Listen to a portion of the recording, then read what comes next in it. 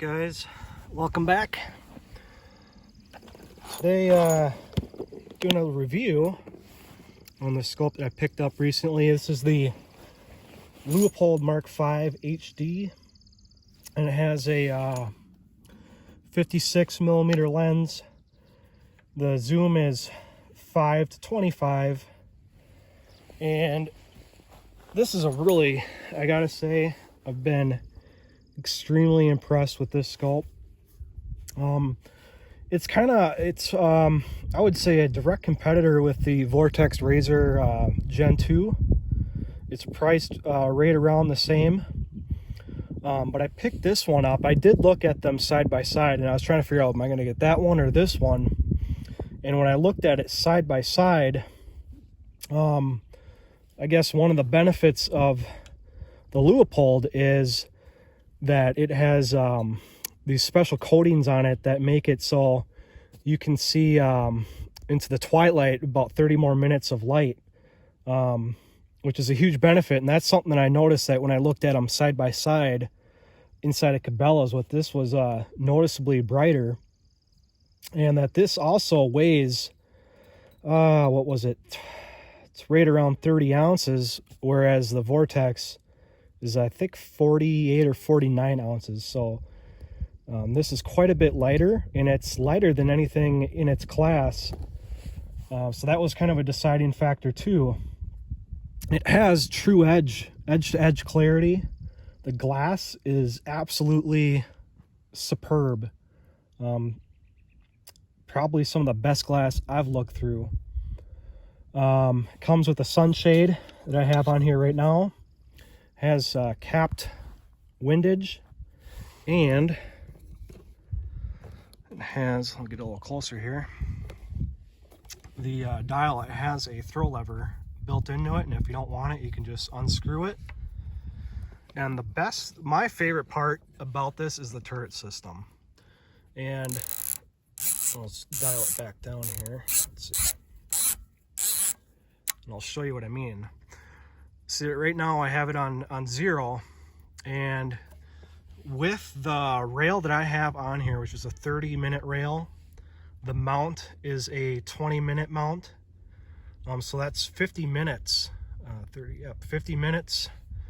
And you have to, if you're setting it up on a rig like this, where you have a handguard that comes up, I would say like an AR style, you're gonna need this kind of mount. It's a one-piece mount. You're gonna need that, and you're gonna want the extra travel, because otherwise you're not gonna get the full amount of travel, which this does have plenty. It's a 35mm tube and has 32 mils of travel.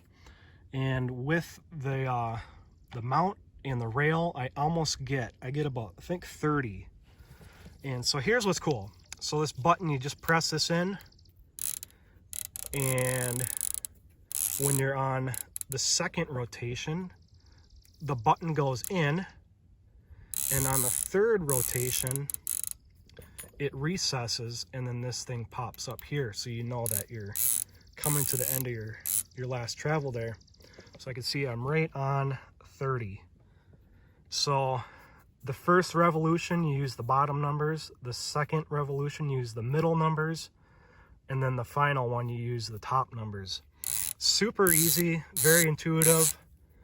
The clicks are absolutely amazing. Very tactile. There's no like wiggle room in there. And each click lines up perfectly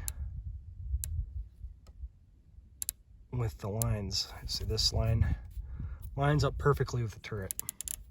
The capped windage is a really nice feature.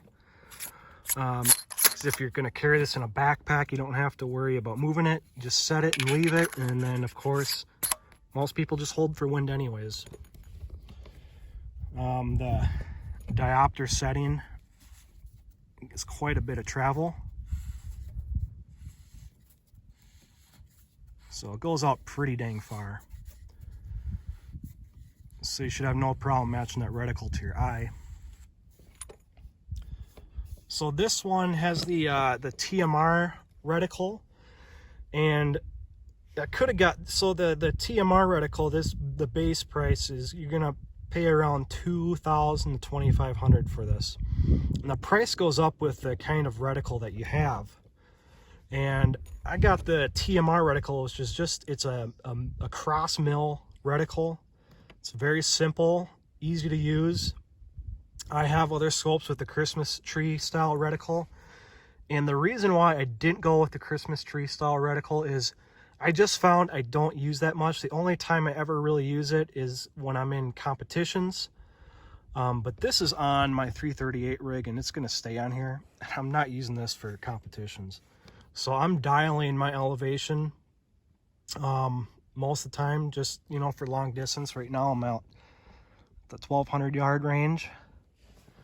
For ammo today, I'm using these new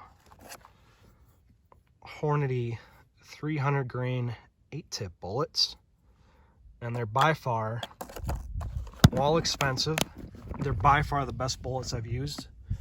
Gave me the best groups, most consistency, but that's another video. What else can I possibly say about it? I guess, yeah, you know, it's lightweight, it's extremely durable, and the Army adopted this for their sniper program. Their model that they have, it's the exact same as this, 5 to 25, except the Army, it's in flat dark earth, and they have their own style reticle that they use.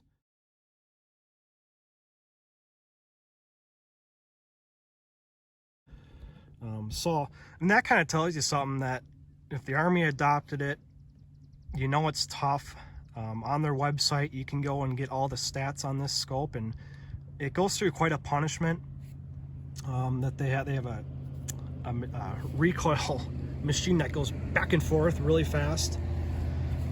So they beat this thing up to test it really good, and so far it's only been shot on a 338, and I haven't had any issues with it, and I shouldn't when you pay this much money. So yeah, I'm not going to go through every single little detail. To adjust the zero stop, you just basically find where you need to have your zero. There's a set screws right here. You just pop that off and then put it back on, and it clicks right into place. Plenty of travel. This will get you out to 2,000 yards, no problem. You can go beyond that without having to have any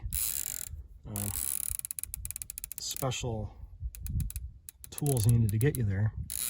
As long as you got the mountain rail, you should be good to go.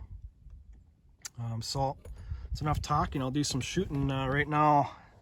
I gotta get a spotting scope so I can set a camera on it so we can see the actual targets. But right now I'm just shooting at 1,000 and 1,200, and yeah, I'll just enjoy the video.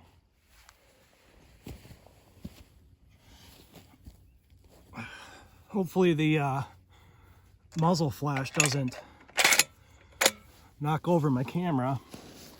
Right now I'm just going to 1,000, and let's see, the wind is the only thing that, it's not windy up here, but down there you can see the mirage that's going across pretty good. That's really the main thing.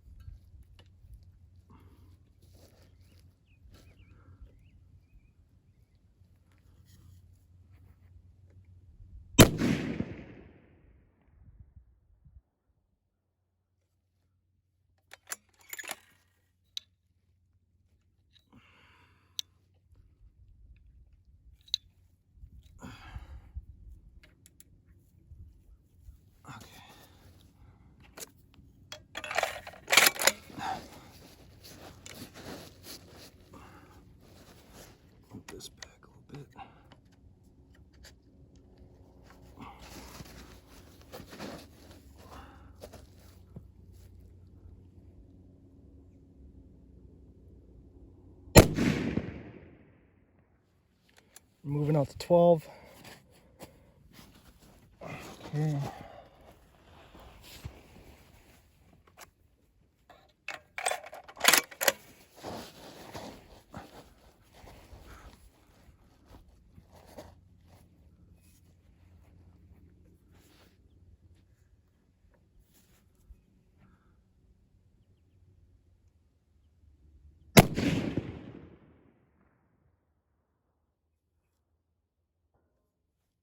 It's a good hit.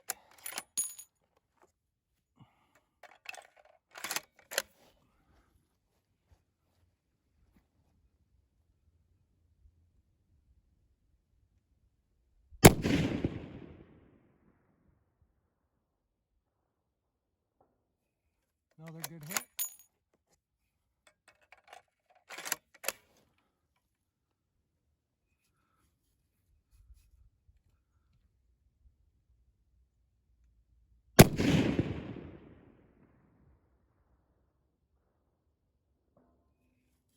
Another good hit.